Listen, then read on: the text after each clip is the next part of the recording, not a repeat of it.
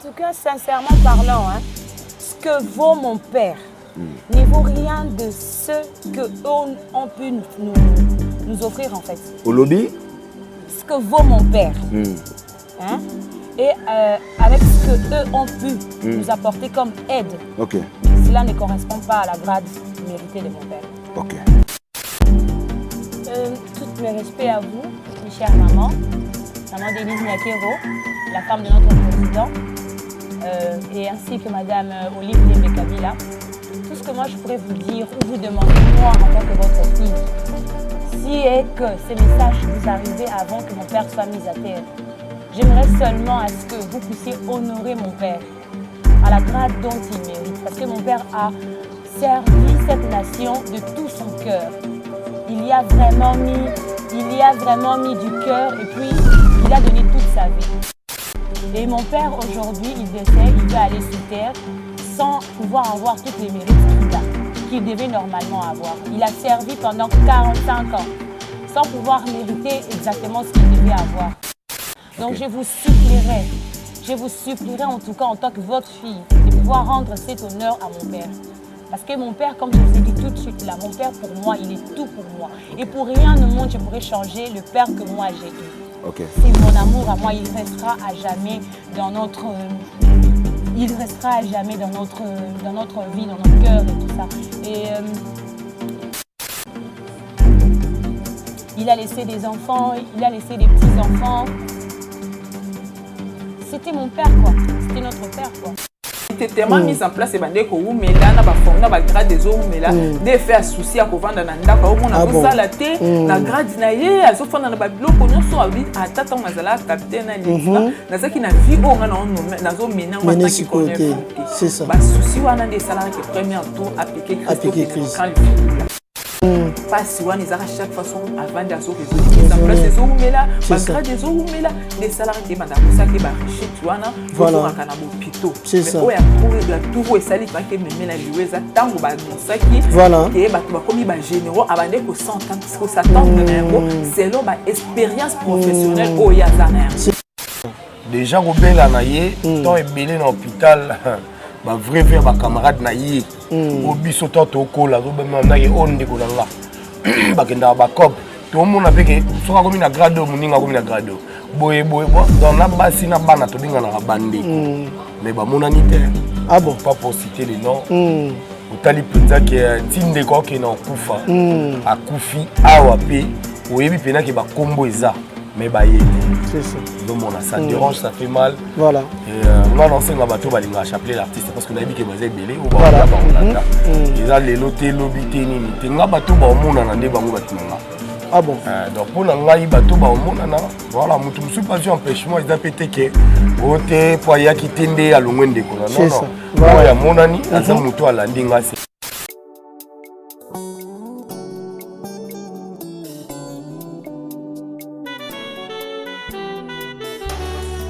Nazalaki mosika na yo kasi yo nzambe oyebaki ngai makomi esantu eyebisi ngai ete yolobaki ete okobenga libota oyo eyebanaki te yawe olobaki ete okobenga libota oyo eyebanaki te o lelo yo ekomi libota ekomi mopagano akomi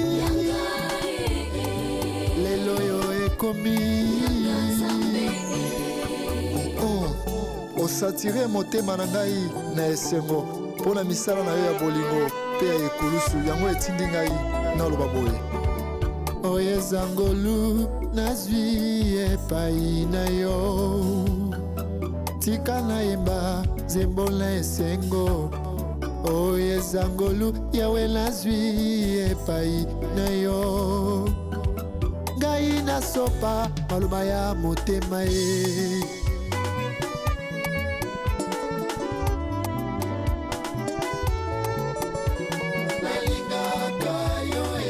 Zambe na ngai yokobisanga mosantu Kaya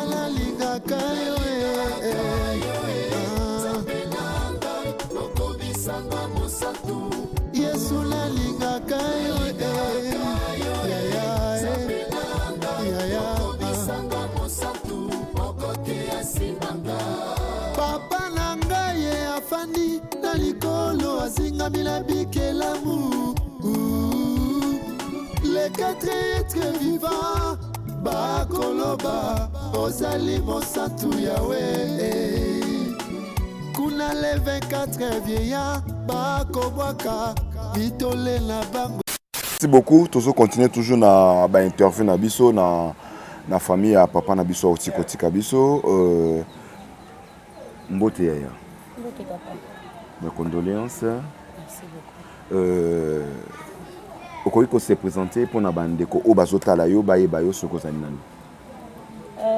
Nabengami na kombo ya Gabriel Katia. OK.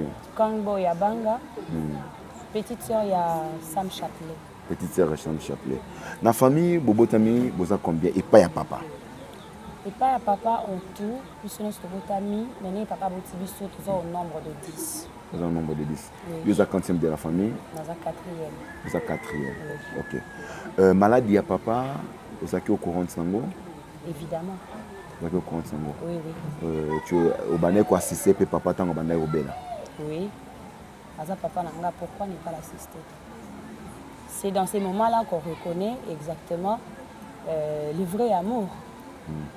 C'est mon père, c'était mon père chéri, c'était non seulement mon père, mais c'était pour moi un ami, donc quand même plus fort que Yakobe Lanterosa, on a quoi assister. OK. On avait réussi Chapelet l'artiste, on a essayé un peu de parler avec lui. Tout le monde a qui la vidéo, Chapelet nous a montré le vidéo à papa, tango papa azaki malade, moi ambiance wana entre yena papa na yena mbeto hôpital.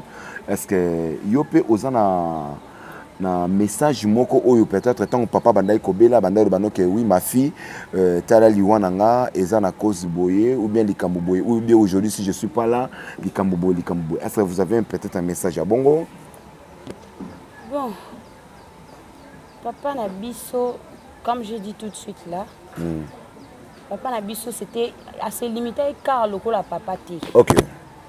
Papa Nabiso pour nous il était plus qu'un père en fait. Très bien. C'était vraiment un ami. Très bien.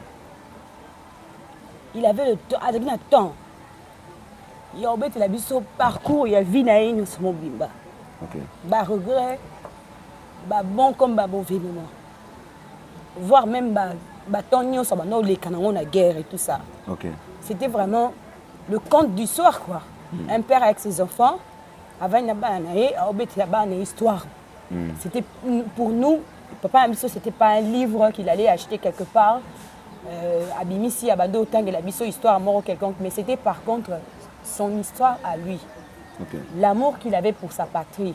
La Nengue, à Bundapo, na Ekolo, à l'âge dans lequel il a commencé l'armée, il était de l'info neuf.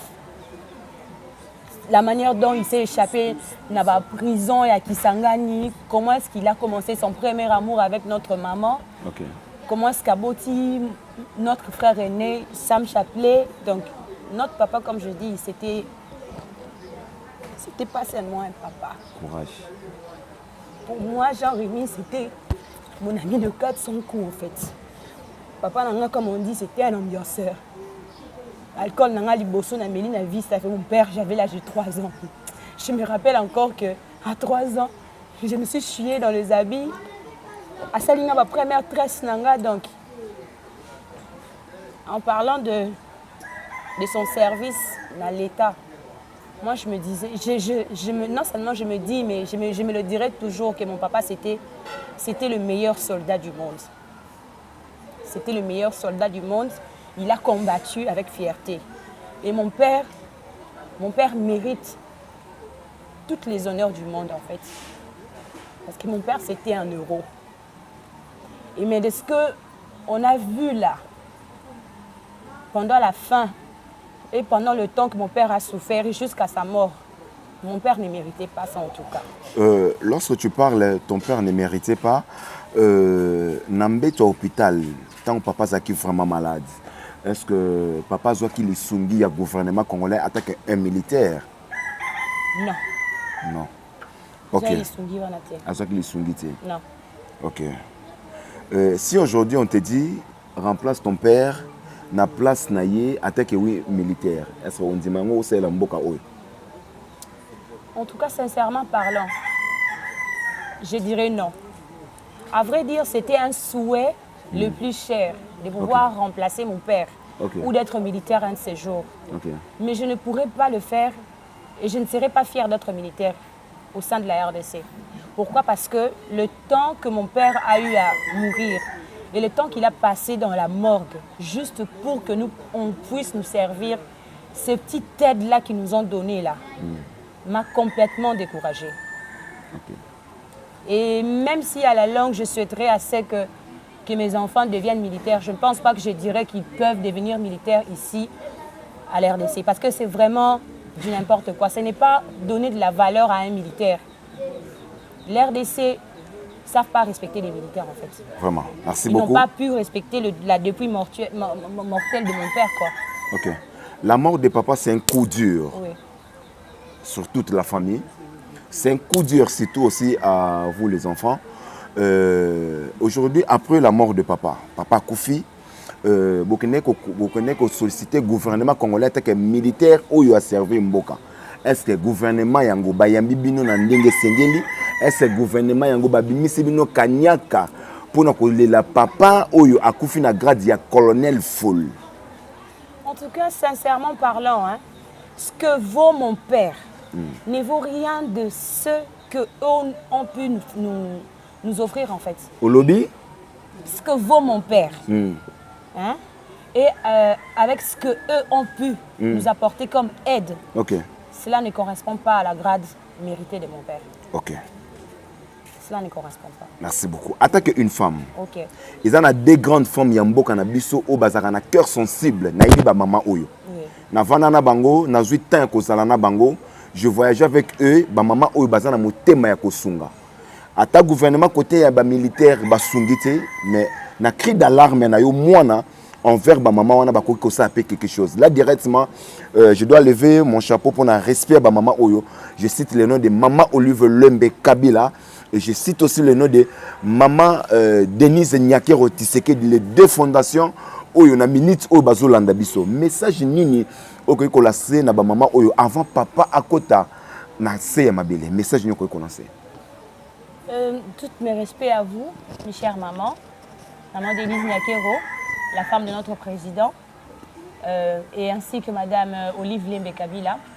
Tout ce que moi je pourrais vous dire ou vous demander, moi en tant que votre fille, si est que ces messages vous arrivaient avant que mon père soit mis à terre, j'aimerais seulement à ce que vous puissiez honorer mon père à la grade dont il mérite. Parce que mon père a servi cette nation de tout son cœur. Il y a vraiment mis du cœur et puis il a donné toute sa vie. Et mon père aujourd'hui, il décède, il va aller sous terre sans pouvoir avoir tous les mérites qu'il devait normalement avoir. Il a servi pendant 45 ans. Sans pouvoir mériter exactement ce qu'il devait avoir. Donc je vous supplierai en tout cas en tant que votre fille, de pouvoir rendre cet honneur à mon père. Parce que mon père, comme je vous ai dit tout de suite là, mon père pour moi, il est tout pour moi. Et pour rien au monde, je pourrais changer le père que moi j'ai eu. C'est mon amour à moi, il restera à jamais dans notre... il restera à jamais dans notre vie, dans nos cœurs et tout ça. Et... il a laissé des enfants, il a laissé des petits-enfants. C'était mon père, quoi. C'était notre père, quoi. Ok. Dernier message, on a le président de la République, le président Félix Tshilombo Tshisekedi, le président en place. On a aussi les généraux et les colonels avec fonction. Au Bazaki ami à papa, au papa Zalaki Nabango. Message nous qu'on lancé bandana mokondiamboka oyaza notre papa garant de la nation, le président Félix Tshilombo Tshisekedi et tous les généraux et tous les colonels qui nous suivent précisément aussi à notre papa qui est maintenant ministre en place présent Bemba bazolanda na moment au message nous qu'on lancé na bango avant nzoto ya papa et Kundama. Son Excellence Monsieur le Président Félix, je commencerai déjà par vous remercier parce que je sais qu'en tant que père, vous aurez eu à écouter et à voir cette image. Et je sais que vous ne céderez pas à un caprice juste d'un enfant, mais par contre, vous réaliserez quelque chose qui est inimaginable peut-être pour moi. Mais je sais que ça deviendra réel et j'écrirai encore merci à vous. Je vous remercie déjà en avance et je souhaiterais à ce que et peut-être vous rappeler que je veux juste que mon père soit honoré. Ok. Qu'il soit honoré. Et Papa Jean Bemba, Papa Jean-Pierre Bemba, et tous les généraux et tous les colonels. Ayant une histoire un peu, je dirais pas personnelle, un peu intime, liée à mon père Jean-Rémy Kongbo Koyamvimbo. Moi, je vous ai connu, pas en étant notre ministre actuel, mais moi, étant toute petite, mon père nous racontait en fait des histoires à propos de vous, qui est dans le bon. Et vous aviez été je dirais, un grand dans sa vie, un grand qui a fait partie de son histoire, quoi. Donc, je souhaiterais à ce que vous jetiez vraiment un œil sur cela et que vous nous aidiez à honorer mon père, en fait. C'est juste ça mon souhait. Et ce qui est de tous les généraux, de la République démocratique du Congo, ceux qui ont eu à faire partie des infos avec mon papa, Oné, Abanoro Benga, Bamassou, Anaye et tout ça, ses collègues militaires qui ont passé du temps avec lui dans le même service, je vous demanderai à ce que vous vous souveniez de lui, en tout cas que vous nous aidiez à lui rendre ces derniers hommages avec beaucoup d'honneur en fait. C'est juste ces honneurs qu'il mérite, c'est tout ce que je souhaiterais. En tout cas, merci beaucoup. J'espère que oui, tout a été déjà dit. Courage à vous et courage à la famille. C'est que moi, je peux demander au gouvernement congolais d'avoir aussi un cœur. Avoir aussi un cœur, un message sensible. Donc, tous allez kaka bateau. Tous allez bateau. Atako mutango azaya salaki mabe. Atako mutango asalaki mwambe bamoko. Mais bon, reconnaître quand même que oui, la personne en question a koufina teni amboka. Merci beaucoup. Tous les cas. Voilà, tozo poursuivre toujours dans l'élément Nabiso Moko Lelo, ndeka tolobaki, toza na résidence familiale, il y a papa Nabiso Rémy Kongbo, où il y a vraiment papa biologique, il y a Sam Chapelet, l'artiste et comédien. Alors, tokome comment mouke kosolola na maman Nabiso, où vraiment azali madame Naye, où papa Tikaki Biso Naye, donc tomeka otuna pe mo mituna to eba ete Maman zana pasi to rejoye penza ta ebelete kasi mo mituna mi balé misato pona koyeba et loko nini penze ça ki papa na biso tika biso. Voilà maman, bonjour maman. Bonjour papa. Maman na bato ba olanda yo pesa kombo ba eba. Nga kombo na nga maman Sylvie Bali Kongbo. Moi c'est colonel Jean-Rémy Kongbo. Voilà. Maman soki penza to ko kanga mo muke papa kufina nini. Mon papa, donc, vie na mobimba, Alexis on a msala soda, akinda EFO, assisté na EFO, assisté na l'université de Lubumbashi, asali ba formation en marque à ba Égypte, à ba Israël. Mais abelaki tant muke, après eloko vraiment o ebomi papa ezali nini, amoni ba classe o ya tanga, ba formation o ya sala. Na grade il fallait que normalement bato o ba nommer bango ba généraux ba komata na niveau o ya komati souci que ça là a komaki na déjà bien tant ko yoka ki ba annoncer ba généraux qui ya ba de ko s'attendre que akobima généraux atiko aroma général pardon abimi général te souci wana vraiment de ko ça là richit que de lelo de ko perdre mon bal ngai. Papa Andero ya nouvelle oyo lobby par rapport ya ça ko s'attendre abima général tout ça. Alors papa Pezaki monte na maladie, abane kobela déjà avant ou soit ezaka contenir un choc au nez même benza papa na liwa. Mobile na ngambula nyonso to vanda na eke na moni abela omwe kobela ki moi malaria 2 jours 3 jours hôpital Bobimi mais à sala musala soda ki na ba formation ki na ba bitumba ya marque na marque kwa la FARDC avant comme la police atali ça c'est tika ozwa epi. Ah bon. Suko autant to zaka na matadi à sala avant to ki de matadi akina matadi na ba beki po à sala accident na niveau ya femi on a hanche. Ah bon. Tant to comme na matadi il fallait normalement aya ka kolandela soin médical à partir à qui. Premier tour accueilli pour Asala hospitalisé dans mon col. Premier tour accueilli, Asala 2 mois. Deuxième tour, il fallait que normalement Asala paie 2 mois en attendant que bande kolanda ba programme de bazaki na ye na docteur na. Dans azongi na matadi général ou Asala en place a boy alobi hier azana droit ko sala te parce que aza mutomobutu 32 ans au pouvoir CV na ye au général alobaka que CV na ye sur atali CV a ye et puis ça que kanda. Ah bon. Et où est gouvernement na bango te ti adjoint na à parvenir kozwa poste na ye bureau na ye atindi ke kutu na escalier tant ko réclamer retour na ye que non nakende soin médicaux boyebi ke na yaka na babeki sikoyo nakendaki me ndenge ni na retour na nga na zongi na kuti ke bureau na nga eza occupé et pas ya adjoint na nga ou azali cousin en général. Ah bon? Jusqu'à présent totika nyonso ya matadi po tozaka azaki vraiment humilié. Bureau kende te frontière kende te azala na prison na ndako. Donc bavandi ça verbalement. De totika ki matadi po to mona ke tozaki humilié totika nyonso na ndako de toyaki na Kinshasa en attendant que tous la mise en place. C'est ça. De lelo na bas mobile na nga koma ki soka raisonner na ba grade na ye na misala sala ba nini mais bato o la fonction o fala za nango. Oui, na fonction fala za nango. Bato o batanga o ba koma na niveau na été mais lelo bazo bénéficier na avantage na ye na par rapport na ye moko ko lo place. Si wana de ezaki chaque fois ceux qui balobi ba tuna na quand lifungula tant to kota kini a premier tour abande ko ganga na salle d'urgence fonction na nga ba botolanga po na za mungala. Wana premier tour tant sala qui crise ou comment? Faut comprendre. Premier tour tant sala crise. Bon. Na niveau a quand lifungula ba docteur o ba oyoka nde na olo ba benaresi ba ko ba parce que bazala ba benganga ba tuninga na mekano ko yebisa bango vie na ye. De la meki ko yebisa bango ngalobi non a sala ki ajo ba fonction na nga ba botola. Crise ezaki dia comment pour to comprendre ozokene mo mbango to yebi que ça passe ça choc mais ba to comprendre le premier choc wana zwaki ya crise ezaki tango ba résultat bimi ou comment? Tant ba résultat bimi tellement mise en place et bande ko umela na ba fonction na ba grade des umela de faire souci à ko vanda na ndako o mona ko sala te na grade na ye azo fanda na ba biloko nyonso abi atata mazala capitaine na lista na zaki na vie o nga na on na zo mena ngata ki connaît.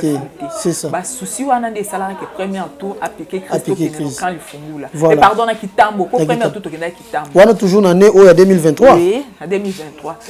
Et sala ki abanda ko lobana même na quand il fungula tant to ke tour ba docteur akali fungula ba yebi abande ko ganga na salle d'urgence fonction na ba botola po na za mungala nana ningaka bota manekolo moko boye lelo nga na za imili andolo ba na salle d'urgence au deuxième tour to sala une semaine na salle d'urgence akali fungula passe wani za chaque fois sur avant de so raisonner mise en place zo umela ba grade des zo umela des salariés qui banda ko sa ke ba richit wana voilà kana bo pito mais o ya tout esali tant que memela liweza tango ba nonsaki ke ba to ba komi ba généraux abande ko s'attendre na yango c'est là ba expérience professionnelle o yazana yango c'est ça ayebi que oui sûrement akoma général voilà tango apprendre ka comme général te loko sali ke lelo e memela liwa eza yango voilà lo na pe non bakisa mutu lokola ye na batala nyonso alexa vie na expérience surtout voilà dans assiste na collège présidentiel ayaki ake fo ake ba lubumba sali ba formation tout donc c'est vena eza vraiment rempli mais donc ban aza négligé na gouvernement oyo pe akufi corne sali un mois na morgue suite moko ya malonge ezate et le gouvernement sali nga passe. C'était dit à quoi ba démarche bo sala quitter ou soit message ni ba on ko assurer bino nango parce que biso tout ebi papa ça fait déjà un mois ou déjà atikaki biso mais tout monde qui zo traîner to ebité nini elekaki na kati bon muke ba to ba comprendre. Dès les premiers jours à Koufipo, à Bataki na Kan Kokolo, tu vas dire qu'il est dans Zela, mais tu as quitté. Avec Bataki na Kan Kokolo, dès les jours suivants, ils ont fait les 19, les 20 yango, bana bazali, ba papa les qui bazali, ba bana déjà koulandi la démarche. Ba ke ils ont lelo, il n'y a rien. Na kati caisse il y a seulement $416, ba blo moi marque wana. Beaucoup ndaye na ndenge na yo, na ndenge na bino c'est là. Si na ndeto comme na moi lelo bon. Et loko ya malonge lo na regretté, on a moni la police a pèse et loko ezate. Et belé ya mutu depuis jeunesse na âge soki à 18 ans. A si na yo na collège présidentiel, aye awa ake ba ifo mais ba négliger et bembena ba négliger kakati wa sala un mois na morgue. Colonel Foul, commissaire supérieur principal. Et le réseau ça la passe. Merci. Ezo ça la passe. Je crois bien ba YouTube Bolanda biso to ça que les mana Sam Chapelé ou azali artiste et comédien. Aboaki vraiment ko kota beaucoup plus na muzindo pour na kotalisa biso détail au maman lobby. Alors si peut-être tozana bolingo wana na mboka na biso nde to koloba kita de droit fait ça musa nango.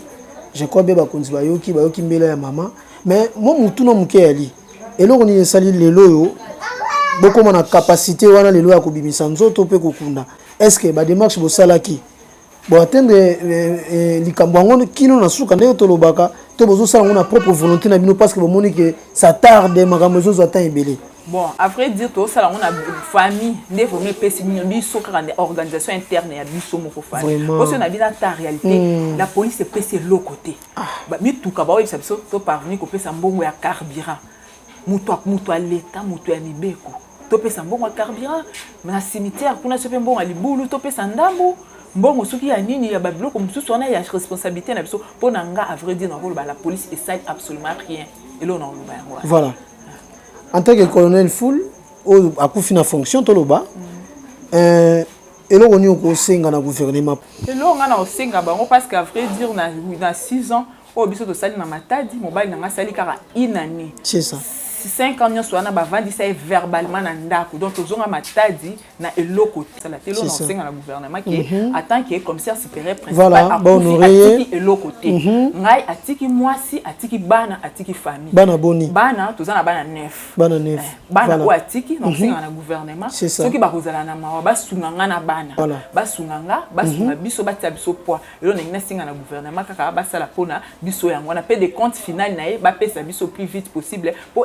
luka moyen aider ngai na bana ototikali na ba famille oya tiki voilà ndenge na senga yango wana bana bazotanga loko na sengi baleki ya samba bazotanga tiki ba o bazana no mikie bana moyen ke permettre nga un jour na bunda pona kotangisa baleki oyo papa na bango atiki loko na nina senga yango voilà merci beaucoup maman na habité suite ya programme to koyeba bango epa ya Sam Chapelet parce que tozo continuer toujours na interview na biso to kozo maman timing gité na yebi ke belé ba ki passe na likambo o personne a besoin de contribuer ya kosunga maman oyo bino moko boyebi ba réalité mboka na biso donc ça veut dire que oazana moi motema wana ya kosunga ayo kalikambo ezwa epenza na motema donc tozo poursuivre toujours l'élément na biso voilà tozali pe na papa na biso to pesi mbote bonjour papa mbote nini monsieur le journaliste papa kombo nani kombo na ngai Marcelin Bali papa Marcelin yo zana na kati ya famille et pas papa beau frère colonel voilà beau frère colonel voilà nazali petit frère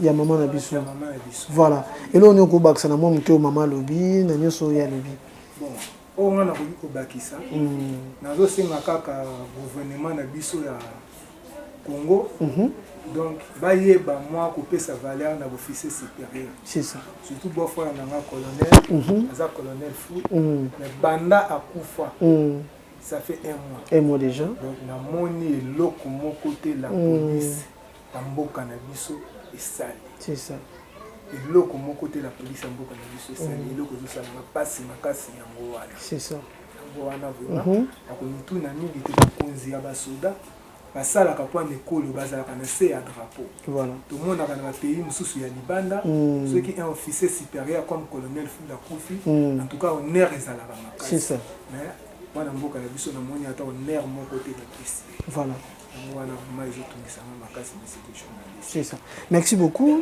na parole au lobby toyebi te eloko moko kobakisa ezalaki susu bon eloko moko ya kobakisa en tout cas oyo déjà akei tokosenga kaka nzambe molimo na ye epi na kimia voilà mais souci ekozala makasi mpona bana oyo ye atiki voilà nga nazoloba eta de noko ya bana atiki bana 9 gouvernement na biso oyo mpe bazokotanga nano bazotanga bana misusu mwana nani oyo ya mwana suka aza na 12 ans d'âge donc misusu do bana tu bazotanga par misusu mpe baza bauniversité esenga kaka mbongo papa ye moko ere azalaki ya vie abandaki kodébrouye na makasi na ye malgré tout babukaki ye fonction abandi odébrouye na makasi ne na barelation bami na ye batanga bazotangisa bana ne na bauniversité par-ci par-là mais ndenge déjà akei eloko na kosenga gouvernement ameka kolandela mwa charge ya bana atiki 9 c'est ça po azalaki mutu ya l'état voilà eloko nazosenga c'est ça merci beaucoup merci na bino tozo continuer tozozwa Sam Chapelet oyo penza tolobaki na ebandeli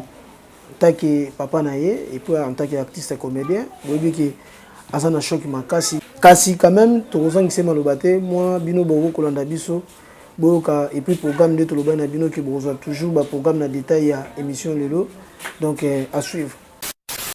Voilà, merci beaucoup. Tozo poursuivre toujours na élément na biso toloba ki tozo na résidence familiale oyo ya papa na biso Rémi oyo penza zali papa ya Sam Chapelet artiste comédien kasi tozongisa te kotuna ye mwa mituna ta moko mibale parce que bino ete bino nyonso boyebi ke na esika toyali soki akozala te ekobima vraiment malamu te parce que depuis papa na biso atika biso kino lelo boye ça fait au moins un mois o mobima ndeko azali na toujours na se o akosenga soutien bandeko na ye baartiste comédien ainsi que bato nyonso basoutenaka ye par-ci par-là tozala vraiment ensemble na motema wana ya kosunga na motema ya koparticiper na ye ensemble na kolela na ye elongo ekosala surtout bien na bino nyonso Sam Chapelet toza na mokolo lelo toyebi ete ozali vraiment na pasi ça fait un mois yango depuis mokolo tozalaki na yo ensemble kasi lelo toza na yo awa na résidence familiale ya papa na biso Rémi eloko nyo koloba na bandeko nyonso parce que bato ebele batuni biso mituna depuis bosalaka émission kino lelo bosuite moko eza te programme eza te en tout cas bango wana baza liboso na yo nayebi te eloko nyo koloba na bango. Voilà, donc pour ça il y a le mémoire le mingi zati. En tout cas d'abord premièrement regrettable, c'est vraiment regrettable le gouvernement la biso. Ah bon? Il y a de certaines choses où l'équipe vraiment s'attendait à quitter vraiment. Je vis ma petite soeur pleurer, mes petites soeurs, mes petits frères, Talabango, tout ça. Et puis après, dans mon papa qui bat tout lobby. Moi je suis un homme des médias. Moi tout le monde a connu mais allez-y comprendre. Voilà. Mon frère a travaillé plus de 40 ans dans l'armée. Plus de 40 ans. Plus de 40 ans. Donc Alexa vraiment jeunesse naïe, na armée. D'abord pour comprendre l'intelligence, biso kala toyebagi ceux qui montent à côté armée à tangeli en classe et qui a vu bani tango robima abimambamo nani officier peut-être lieutenant et abimambamo ko papa les qui sera lieutenant nani lieutenant voilà. Il a eu à travailler dans Sarma pendant Ninaye, après Kolunga po uta bakota koli ba info wana et tout ça là, après capitaine commandant Yabich Mobila, tout ça.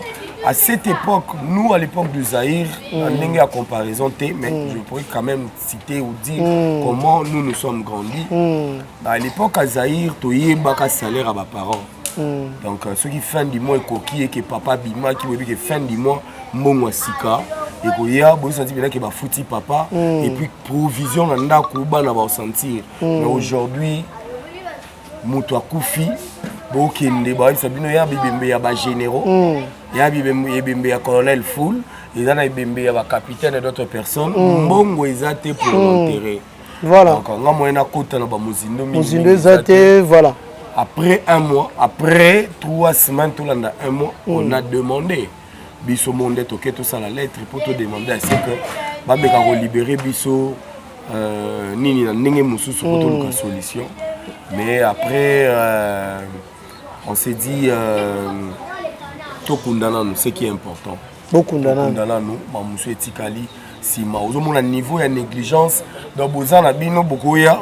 Na ba bureau ba tout na bino azaki na grade nini a colonel fula OK ça va bon mon mutu boy boki bo moni mutu na pa lobi OK ça va na yoki boko ta suna bureau boye donc mais ndenge penze zalaka c'est comme si l'organisation eza penza par rapport à suivi non ils a par rapport à suivi photo bongisa pena armée na biso il faut bonga. Ah bon moi na kota na ba détail. Ba détail exact eza na mo ba koka jamais eza mo belé par rapport à la réalité beaucoup de il faut et bonga. C'est ça.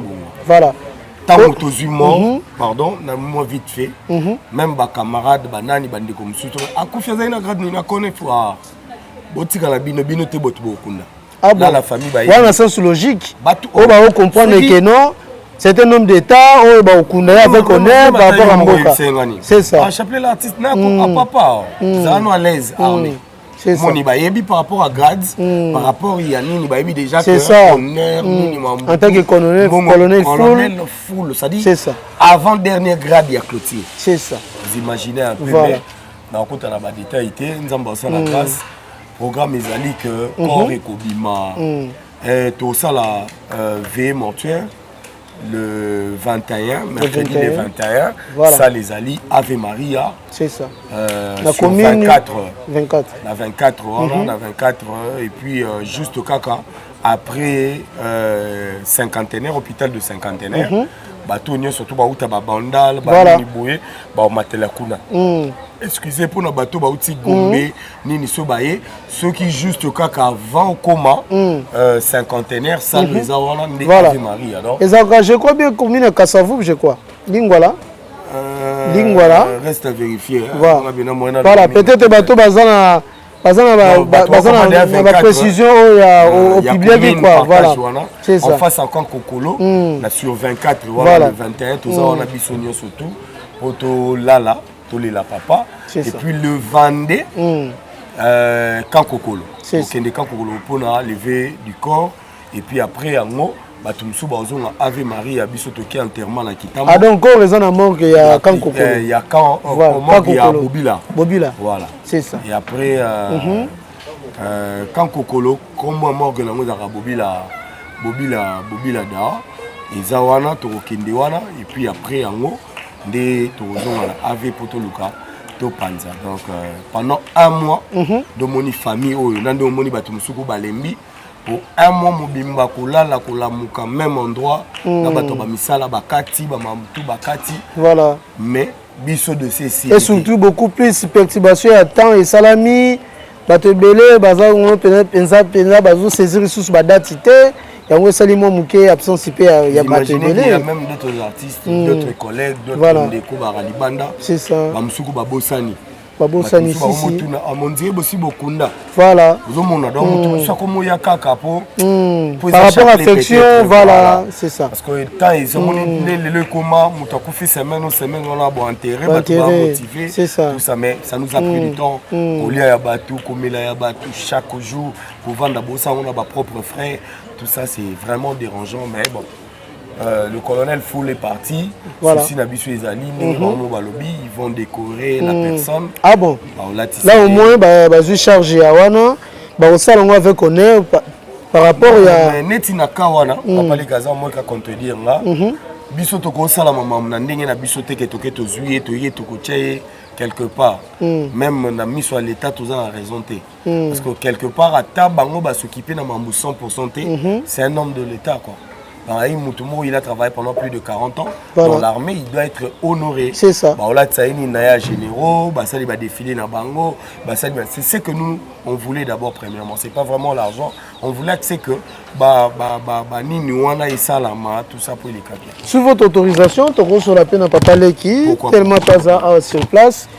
Papa Leki, ça se passe comment par rapport à la décoration et puis au honorer un militaire ou en fonction de papa assis côté Gabiso en tant que colonel Foul. Moi muke bato ba kolanda parce que ndeko lobi mingi ke ba démarche ba sala ki mo ba koko seza mo mingi. Mais quand on ça moi muke les garandeng ni po belé bazo regretter dans le dossier o ndenge penser salameli. C'est là. Pardon. Allez.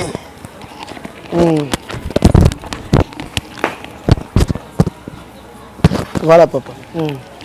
toyebi ndenge toasista mpe bamosusu donc ye moko mokolo yango bango moko bandeko na ye donc so olobi armée nde kozwa initiative na bango ya koluka place toyebi te so tokozonga kaka na salle ya esika batindi biso ou bien tokozala kaka na kati ya kankokolo nde basali cérémonie nyonso kuna esili batomboli corps bakende yango wana nde sikoyo wana toyebi position wana te mais etilike kaka mokolo yango bango mo nde bakosala oyo nyonso bakoki kosala comme nini na bango oyo service na bango ya kohonore ye ya kosala makambo na bango nde basalaka nyonso soki esili bazwi engagement na bango po biso toza famille na oyo toyaki kolalela veye mortière mais ntango ekoma mokolo wana cérémonie eza ya bango na maboko na bango biso tokozonga nsima po aza sikoyo ya bango donc sikoyo na moment na nde sikoyo tokotala bango ndenge bakende komema ye jusque bakokomisa na voilà ebele baretourna papa leki aza mpe militaire ou comment parce que tomoni na aspect physique c'est comme si mpe ozali militaire tu peux comprendre que Rastaman. Ah bon, il est artiste. En tant qu'artiste. En tant qu'artiste Rastaman.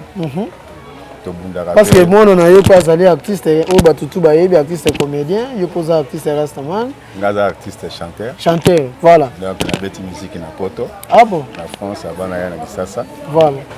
Donc ça famille moko ine na makambo ya art tout ça eza chapela yuti likola ko eloko akakete tolo ba peza makila ya ba boti na ye tozali ebele bazana ba peintre bazali so bolingi pe basalo kaka siko azali wana oyo ya interview wana c'est un peintre so koti kuno kuta ba œuvre eza ye moko ndasali na katandako c'est ça donc eza don na biso eza don voilà et là on est koloba na bato tout ba jutin kolanda moko lelo o ba moni papa le qui en tant qu'artiste aussi mais o aza grand frère na yo et là on est koloba comme message na bato tout ba kolanda yo et puis souvenir moko ya malamu oyo zaka lelo soko moni azate ekoti kala na motema eloko ngo zani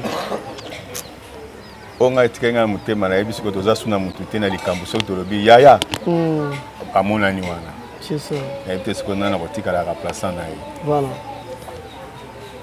oh na donc souci o etikalinga pour le bakaka na ebité c'est ça na ebité pour to ka yaya ngai abo lega lega moi ça baki nazoya voilà bomoni c'est ça donc yela ki bongo c'est ça to ebité nani aza remplaçant na place wana ke soki to na likambo bokoso to bengi ye ayepe ndenge to na komona ye ata na kacha ezaki na mokaka bongo c'est ça to ebité sikoyo to kozwa nani na sima voilà to ebité na ba camarade na ye o ako reconnaître ça ba ke baleki ne batikali bana ne batikali ceux qui peuvent avoir besoin d'engager n'a rien qu'à payer le cola c'est ça pour éviter voilà ceux qui ba camarade ne ba reconnaître biso tango ba likambo ba to lele bango ba yepe ko intervenir biso to ko séparer un peu c'est ça pour l'obsèque qui n'a ozo souhaiter les gandenge nini ele kana kimia voilà ele kana kimia ba honorer comme étant que colonel Full n'enga servi mboka oyo c'est ça donc a servi mamboko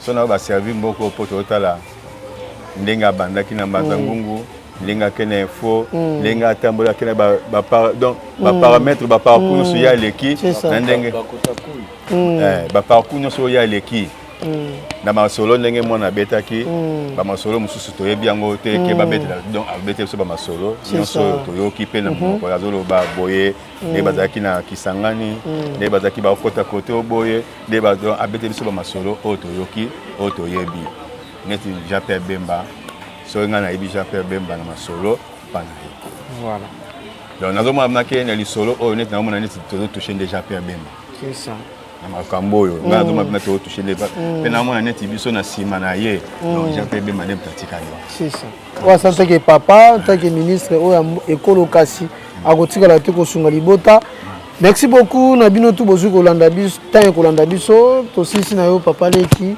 Sam Chapele tokena ko sisa message pour nos artistes et comédiens parce que na été ebele bazaki perturbé par rapport à programme ba o bazoki lettre de notification té o bazan libanda mboka o ba ki sous programme té eloko nyo ko bana bango par rapport au ndenge ba qui ne sur les kaka ba considérer yango lokolo les eloko asika ba bosana makambo ya un mois passé ba considérer yango mokolo ya lelo ke le 21 déjà to ozala mercredi pour na kolela papa et puis kotika ye na se mabele na ndenge ya kimia eloko nyo ko bana bango ngana oyebisaka bato nyonso tu balingaka nga nano personnellement Chapele l'artiste wana pena faut tala bango collègue na bango ndeko na bango ozalaka na bango venez on est là babi balelaka toujours na moto azolela moni ezalaka mingimingi ezalaka mingimingi na fete nde bapesaka motu invitation voilà mais na matanga babengaka motu te eza place oyo bamonaka bato oyo balingaka bato voilà déjà kobela na ye temps ebele na hôpital ba vrai vrai ba camarade na ye o biso to tokola tobema nake o ndeko na nga bakendaka bacope tomona peke soka komi na grade moninga komi na grade boye donc na basi na bana tobenganaka bandeko mais bamonani te ah bon pas pour citer les noms otali mpenza ke tindeko akena okufa akufi awa pe oyebi mpena ke bakombo eza mais baye te c'est ça vraiment ça dérange ça fait mal voilà et ngana osenga bato balinga Chapele l'artiste parce que nayebi ke baza ebele o ba ba olanda eza lelo te lobi te nini te nga bato ba omona na nde bango batunanga ah bon donc pour ngai bato ba omona na voilà mutu musu pas empêchement ils appellent que ote po ya kitende alongwende kona non voilà ya monani aza muto alandi nga c'est bien c'est ça donc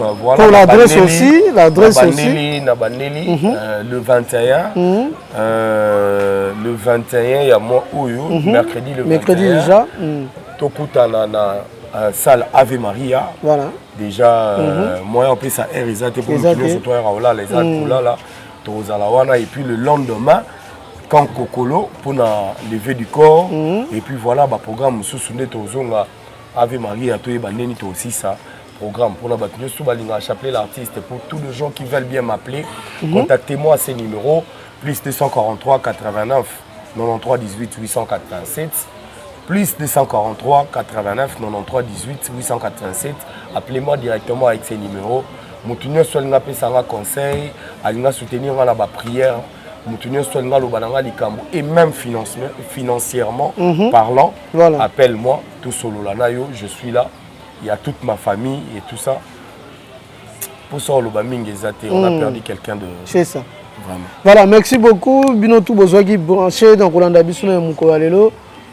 Vous toujours scotché, branché et puis partager vidéo, liker, surtout s'abonner à la chaîne Abisso. Vous allez toujours, même dans le déroulement et obsèques. Depuis morgue kino cimetière bino nega lo mesano to zalawana toujours to zalawana pona ko satisfaire bino bato bolinga penza to zala pe sur place to zalawana na kanko colonel ka rendez-vous à le 21 déjà na kanko kolo et puis un enterrement ou toujours bino bozala au courant na yango par rapport ne to sala ba direct bozala toujours au courant par rapport au cimetière donc botika la toujours Manchester côté tout le monde a